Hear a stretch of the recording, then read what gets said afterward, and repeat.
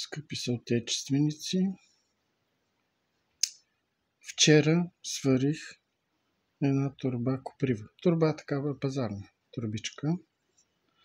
Ама не запарих, а сварих с малко вода и я заквасих с сенна пръчица.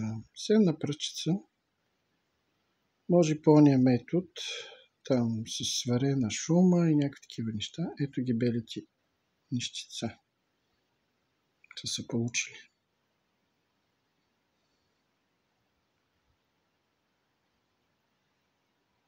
Нали? Може от някакъв... то не е препарат, ами продават се за растителна защита, сенна пръчица, най-различни щамови, на прах. И с него. Може и от замразена храна НАТО или някой, който прави НАТО. Там от соя, от други работи. Примерно в София има един магазин Alex Fish. Там преди време се продаваше замразено НАТО. Може от него да си отчупите и го държите в фризер, нали, да не се развали. Едно парченце. Заквасва се, докато това нещо е вряло. Значи, сваля се от котлона, слагате там скотча, заквасвате и тия беличките много макефат.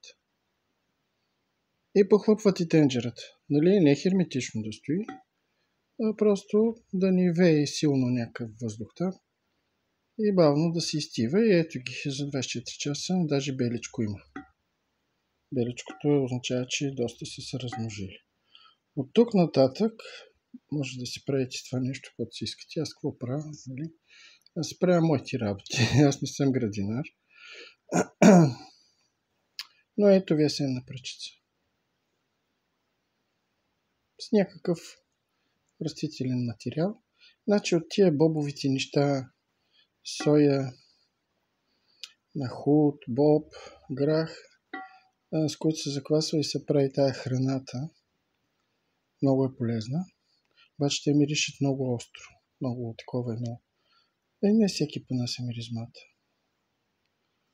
И имат сополи между бобчетата. А това ви е ето, размножена сенна пръчица. Бялото беше, аз вече го разбърках, бялото беше доказателството. И миризмата. Малко не е чак неприятно. Това е.